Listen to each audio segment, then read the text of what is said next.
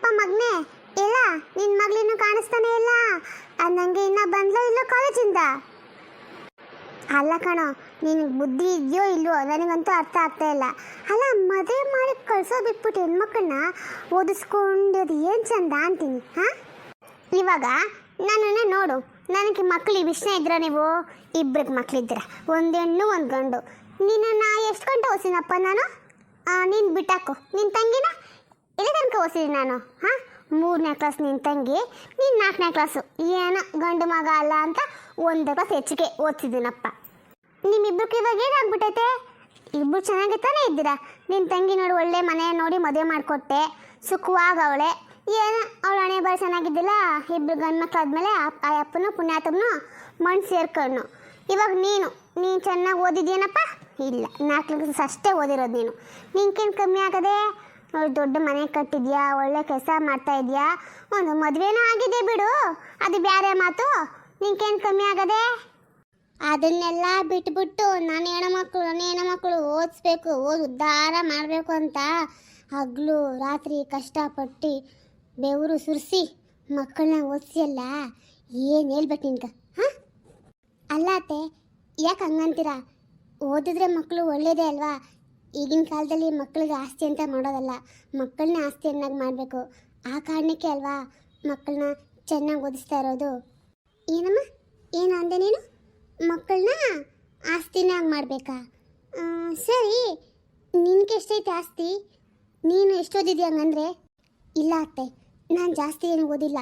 ನಾನು ಓದಿಲ್ಲ ಅಂತ ತಾನೇ ನನ್ನ ಮಕ್ಕಳನ್ನ ಓದಿಸ್ಬೇಕು ಅಂತ ನಾನು ಆಸೆ ಪಡ್ತಾ ಇರೋದು. ಓ ಹಂಗೇಳು, ನಿನ್ನ ಆಸೆ ಪಟ್ಟಂಗೆ ಮಕ್ಕಳನ್ನ ಓದಿಸ್ತಾ ಇರೋದು. ಇಲ್ಲಿ ನಮ್ಮ ಇಷ್ಟ ಕಷ್ಟ ಎಲ್ಲ ಏನಕ್ಕೂ ಬೆಲೆ ಇಲ್ಲ. ಅಷ್ಟು ಮಾತ್ರ ಐತೆ ನನಗೆ ಬೆಲೆ ಈ ಮೈನಾಗ. ಇರಲಿ. ಅಯ್ಯೋ ಅತ್ತೆ, ಹಂಗಲ್ಲ ಅತ್ತೆ, ನಾನು ಹೇಳ್ತಾ ಇದ್ದೆ ನಿಮಗೆ ಬೆಲೆ ಕೊಡೋದಿಲ್ಲ ಅಂತಲ್ಲ, ಒಂದು ನನಗೆ ಆಸೆ ಅಂತ ಅಷ್ಟೇ. ಇವಾಗ ಏನಾಯ್ತು ಬಿಡಿ, ಮಕ್ಕಳು ಓದೋದು ಬಿಟ್ಬಿಟ್ಟು ಮನೇಲೆ ಕೂತ್ಕೊಂಡ್ರೆ ಏನು ಬರುತ್ತೆ? ಅದಕ್ಕೆ ಓದ್ತಾ ಇದ್ದಾರೆ, ಓದಲಿ ಬಿಡಿ ಅತ್ತೆ. ಆಯಿತು ಬಿಡಮ್ಮ, ನೀ ಇಷ್ಟೆಲ್ಲ ಮಾತಾಡ್ತಾ ಇದ್ರು ನಿನ್ನ ಗಂಡ ಸುಮ್ಮನೆ ಇದ್ದಾನೆ ಅಂದರೆ ಅವನಕ ಅರ್ಥ ಆಯ್ತು ನನಗೆ ಎಷ್ಟು ಮಾತ್ರ ನಿನ್ನ ಮೇಲೆ ಗೌರವ ಪ್ರೀತಿ ಪ್ರೇಮ ಎಲ್ಲ ಐತೆ ಅಂತ. ತಾಯಿ ಎಷ್ಟಾದರೂ ನಾನು ಬೇಡ ಬಿಡು. ಅಮ್ಮ, ಯಾಕೆ ಹಂಗೆಲ್ಲ ಮಾತಾಡ್ತಾ ಇರೋದು? ನಿನ್ನ ಬಗ್ಗೆ ಏನಾಯ್ತು ನಿನಗೆ? ನನಗೇನು ಆಗಿಲ್ಲ ಬಿಡಪ್ಪ, ಅದೆಲ್ಲ ಇದ್ದರೆ ಇರ್ತದೆ, ದಿನ ಇರೋದು ನಮ್ಮ ಕತೆ. ನಿನ್ನ ಮಗಳ ಹತ್ರ ಏನಾದರೂ ಮಾತಾಡ್ತೀಯೋ ಇಲ್ಲೋ? ಏನು ವಿಚಾರದ ಬಗ್ಗೆ ಮಾತಾಡ್ಬೇಕಾಗಿತ್ತಮ್ಮ? ಓ, ಮದುವೆ ಬಗ್ಗೆನಾ? ಇಲ್ಲ ಅಮ್ಮ, ಇವತ್ತು ಬರಲಿ, ನೀನು ಇರ್ತೀಯಲ್ಲ, ನೀನೊಂದು ಮಾತು ಹೇಳು. ರೀ, ಅದು ನಾನು ನಿಮ್ಗೆ ಹೇಳಿದ್ನಲ್ಲ. ಅಮೃತ, ಸ್ವಲ್ಪ ತಿನ್ ಸುಮ್ಮನಿರು. ನೀನು ವಿಚಾರದ ಸ್ವಲ್ಪ ದೂರ ಇದ್ರೇ ಒಳ್ಳೇದು ಕಣೆ. ಯಾಕೆಂದರೆ ಅಮ್ಮ ಹೇಳ್ತಿರೋದು ಯಾಕೋ ನನಗೆ ನಿಜ ಅಂತ ಅನಿಸ್ತಾ ಇದೆ. ರೀ, ನೀವು ಹಂಗೆ ಅಂತೀರಲ್ಲ ಅತ್ತೆ. ಇನ್ನೊಂದು 2 ವರ್ಷ ಇರಿಯತ್ತೆ, ಆಮೇಲೆ ಮಾಡೋಣ ಮದುವೆನ. ಯಾಕಂದರೆ ಇನ್ನೊಂದು 2 ವರ್ಷ ಓದಿದ್ರೆ ಅವಳಿಗೆ ಒಂದು ಡಿಗ್ರಿ ಅಂತ ಕಂಪ್ಲೀಟ್ ಆಗುತ್ತೆ. ಆಮೇಲೆ ಮದುವೆ ಮಾಡಿದ್ರು ಓದ್ಕೋತಾಳೆ ನಿಧಾನವಾಗಿ. ಆದರೆ ಈಗ ಆ ಥರ ಪಟ್ಟು ಮದುವೆ ಮಾಡಿದ್ರೆ ಸುಮ್ಮನೆ ವಿದ್ಯಾಭ್ಯಾಸನೂ ಹಾಳಾಗುತ್ತೆ. ಮದುವೆ ಆದಮೇಲೆ ಓದ್ಕೋಬೋದು ನಿಜ, ಆದರೆ ಅವಳ ಮನಸ್ಥಿತಿ ಹೆಂಗಿರುತ್ತೋ ಏನೋ. ಇವಾಗ ಹೆಂಗೆ ಓದೋಕ್ಕೆ ಇಂಟ್ರೆಸ್ಟ್ ಇದೆ ಅವಳಿಗೆ, ಓದ್ಬಿಡ್ಲಿ ಅತ್ತೆ. ನೋಡಮ್ಮ ಅಮೃತ, ಆಯಿತು, ಓದೋದು ಮುಖ್ಯನೇ, ನೀನು ಹೇಳ್ದಂಗೆ ಆಗಲಿ. ಮದುವೆ ಆಗಿಬಿಡ್ಲಿ ಬಿಡು, ಆಮೇಲೆ ಓದ್ಕೊಂಡ್ಲಿ, ಏನು ಓಡೋಗುತ್ತೆ? ಇವಾಗ ಓದೋದನ್ನೇ ಅವಾಗ ಓದ್ತಾಳೆ.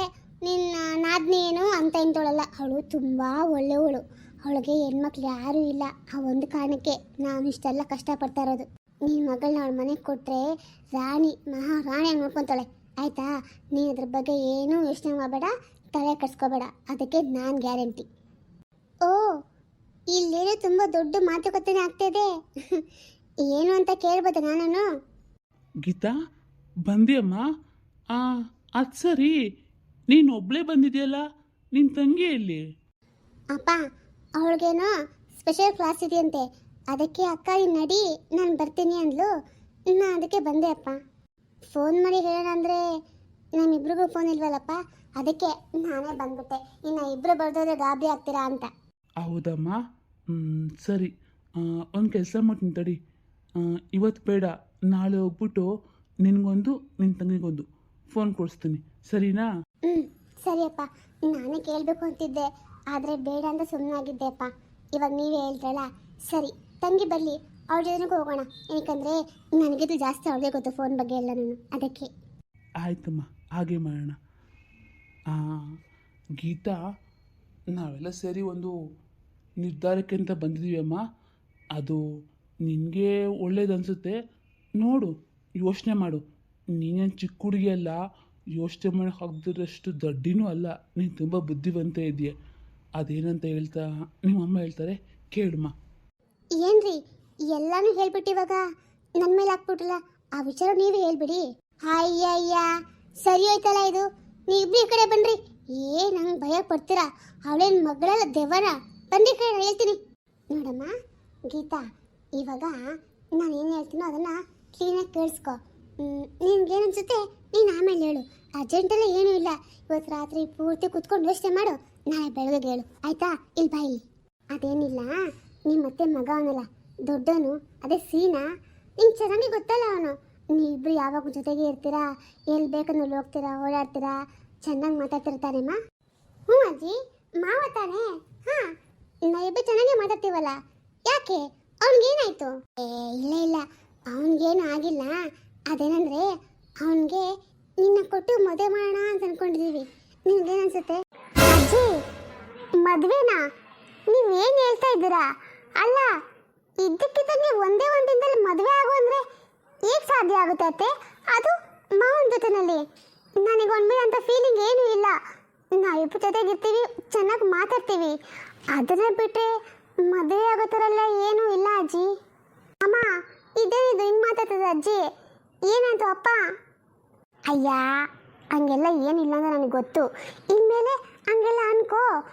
ಅವನೇನು ಬೇರೆಯವನ ಹುಟ್ಟಿದಾಗಿಂದ ನೋಡ್ತಾನೆ ಇದೆಯಾ, ಅವನೇನು ಎತ್ತ ಅಂತ ನಿಂಗೆಲ್ಲ ಚೆನ್ನಾಗಿ ಗೊತ್ತು. ಹ್ಞೂ ಅಜ್ಜಿ, ನನಗೆಲ್ಲ ಗೊತ್ತಿದೆ ಅವನ ಬಗ್ಗೆ. ಆದರೆ ಮದುವೆ ಎಲ್ಲ ಆಗೋದು ನಂಗೆ ಇಷ್ಟ ಇಲ್ಲ ಅಜ್ಜಿ. ಅದು ಇಷ್ಟು ಬೇಗ ನಾನು ಚೆನ್ನಾಗಿ ಓದಬೇಕು, ನಾನು ಏನೋ ಸಾಧನೆ ಮಾಡಬೇಕು ಅಂತ ತುಂಬ ದೊಡ್ಡ ಕನಸು ಕಟ್ಟಿದ್ದೀನಿ ಅಜ್ಜಿ. ಅದನ್ನೆಲ್ಲ ಬಿಟ್ಬಿಟ್ಟು ಇವಾಗ ಮದುವೆ ಮಾಡ್ಕೊಳ್ಳೋದು ಬೇಡ ಅಜ್ಜಿ.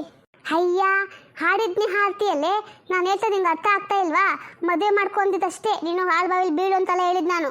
ಅಮ್ಮ, ಏನದು ಮಾತು ನಿಂದು?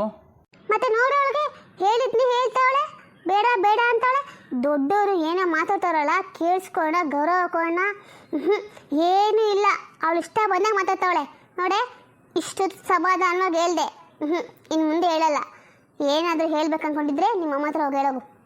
ಅಮ್ಮ, ಇದೇನಮ್ಮ ಇದು? ನೀನೇ ಅಲ್ವಾ ಹೇಳಿದ್ದು ನೀನು ಚೆನ್ನಾಗಿ ಓದಿಸ್ತೀನಿ ಇನ್ನೂ ಒಂದು. ಅಮ್ಮ, ಏನೋ ಹೇಳಿದ್ಯಲ್ಲಮ್ಮ, ಇವಾಗ ಏನಾಯ್ತಮ್ಮ? ಸಡನ್ನಾಗಿ ಮದುವೆ ಆಗು ಅಂದರೆ ಹೇಗಾಗುತ್ತಮ್ಮ? ಸ್ವಲ್ಪ ಹೇಳು, ಅರ್ಥ ಮಾಡಿಸು ಅಮ್ಮ. ನೋಡಮ್ಮ, ನಾನು ಎಲ್ಲರಿಗೂ ಹೇಳಿದ್ದಾಯಿತು, ಎಲ್ಲ ಅರ್ಥ ಮಾಡಿಸಿದ್ದಾಯಿತು. ಆದರೆ ಇಲ್ಲಿ ಯಾರೂ ನನ್ನ ಮಾತು ಕೇಳ್ತಾ ಇಲ್ಲ ಮಗಳೇ.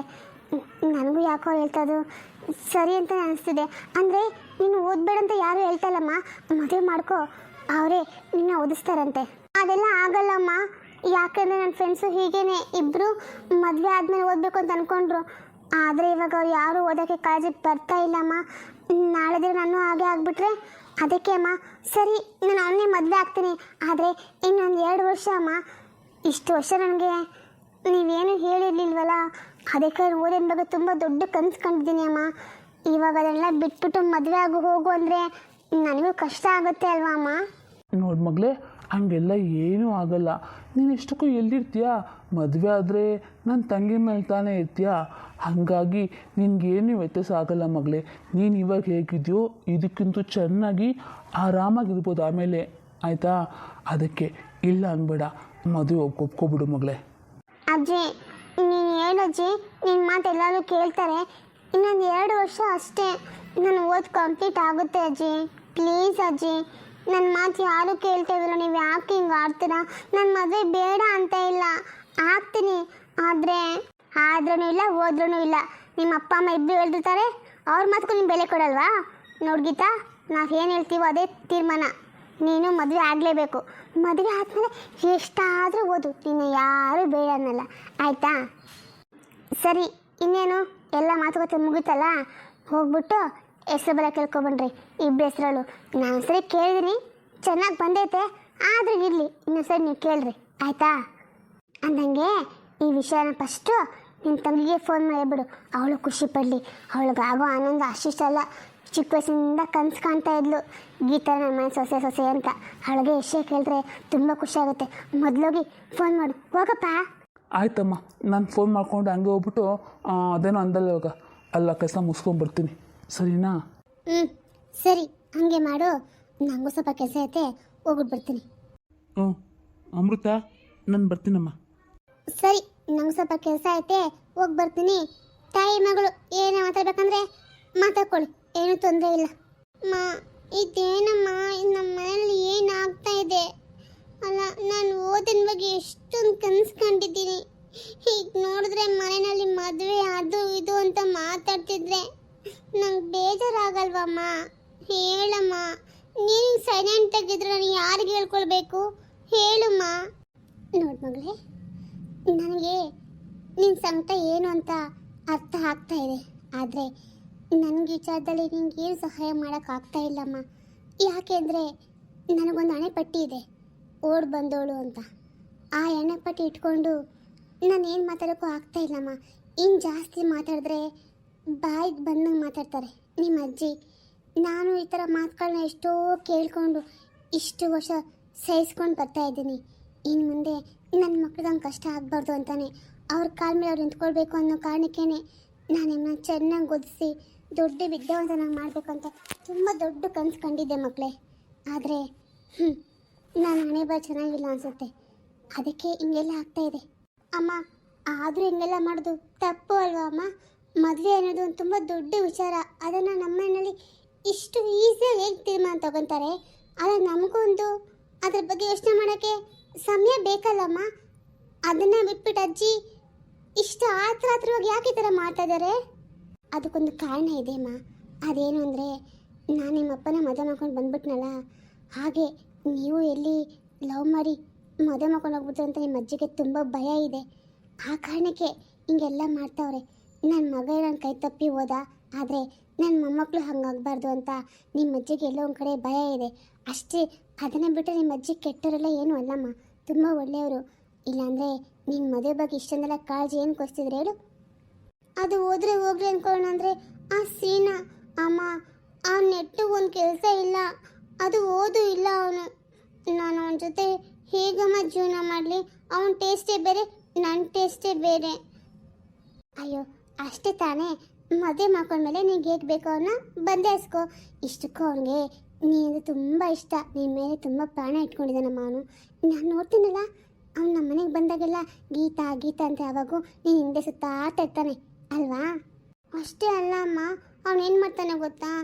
ನಾವಿಬ್ಬರು ಜೊತೆಲಿ ಇರಬೇಕಾದ್ರೆ ನಮ್ಮ ಫ್ರೆಂಡ್ಸ್ ಆದರೂ ಫೋನ್ ಮಾಡಿದ್ರೆ, ಫೋನ್ ಮಾಡಲ್ಲ ಬಿಡು, ಅಪ್ಪ ಫೋನಿಗೆ ಫೋನ್ ಮಾಡ್ತಾರಲ್ಲ, ನನ್ನ ಹತ್ರ ಫೋನ್ ಇಲ್ವಲ್ಲ, ಮಾತಾಡ್ತಿದ್ರು ಅದಕ್ಕೆ ಬೈತಾನಮ್ಮ. ಯಾವ ಜೊತೆ ಮಾತಾಡ್ತೀಯ? ನನ್ನ ಜೊತೆ ಮಾತಾಡು, ನಾನು ಅಪರೂಪಕ್ಕೆ ಬರ್ತೀನಿ, ಯಾವಾಗಲೂ ಒಂದು ಸಾರಿ ನಿನ್ನ ಫ್ರೆಂಡ್ಸ್ ಯಾವಾಗೋ ಜೊತೆ ಸಿಗ್ತಾರೆ, ಹಾಗೆ ಹೀಗೆ ಅಂತಾನಮ್ಮ. ಅಲ್ವಾ? ಮತ್ತೆ ನಿಮ್ಮ ಎಷ್ಟು ಪ್ರೀತಿ ನೋಡು ಅವನಿಗೆ. ನೋಡು, ನಾವು ಜೀವನದಲ್ಲಿ ನಾವು ಪ್ರೀತಿ ಮಾಡ್ತೀವಲ್ಲ, ಅವ್ರನ್ನ ಮದುವೆ ಮಾಡ್ಕೋಬಾರ್ದು. ನಮ್ಮನ್ನು ಯಾರು ಪ್ರೀತಿ ಮಾಡ್ತಾರಲ್ಲ ಅವ್ರನ್ನ ಮದುವೆ ಮಾಡ್ಕೊಂಡ್ರೆ ನಮ್ಮ ಜೀವನ ತುಂಬ ಖುಷಿಯಾಗಿರುತ್ತಮ್ಮ.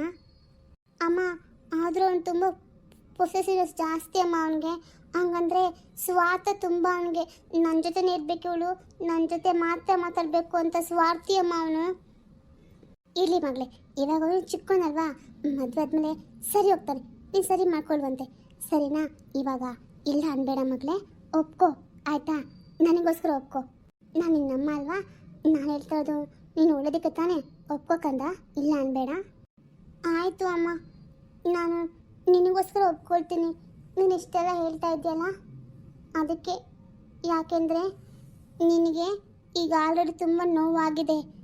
ಆ ಕಡೆ ನಿನ್ನ ತಾಯಿ ಮನೇಲಿ ಯಾರೂ ಸಪೋರ್ಟ್ ಇಲ್ಲ, ಇಲ್ಲಿ ಅಜ್ಜಿ ನೋಡಿದ್ರೆ ಯಾವಾಗೂ ಬೈತಾ ಇರ್ತಾರೆ.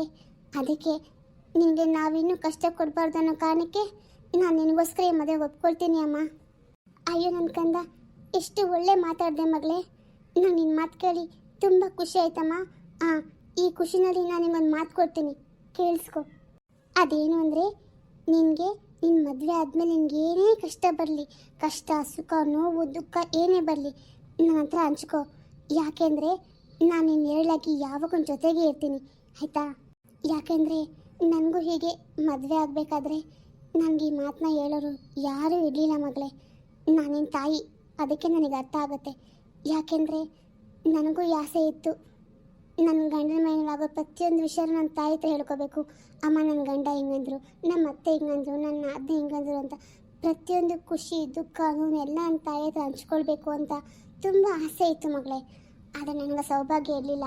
ಅದಕ್ಕೆ ನಿನಗ ನೋವು ಕಾಡ್ಬಾರ್ದು ಅನ್ನೋ ಕಾರಣಕ್ಕೆ ನಾನು ನಿಂಗೆ ಹೇಳ್ತಾ ಇದ್ದೀನಿ. ನಿನ್ಗೆ ಅರ್ಥ ಆಯಿತು ಅಲ್ಲ? ಆಯಿತು ಅಮ್ಮ.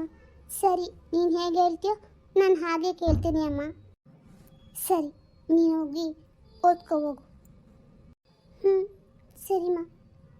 ಅಪ್ಪ ದೇವ್ರಿ, ನಾನು ಮಾಡ್ತಾ ಇರೋದು ತಪ್ಪ ಸರಿನಾ? ನನಗೇನು ಗೊತ್ತಾಗ್ತಾ ಇಲ್ಲ. ಎಲ್ಲ ನಿನ್ನ ಪಾದಕ್ಕೆ ಆಗ್ತಾ ತಂದೆ. ನೀನೇ ಕಾಪಾಡಬೇಕು ತಂದೆ.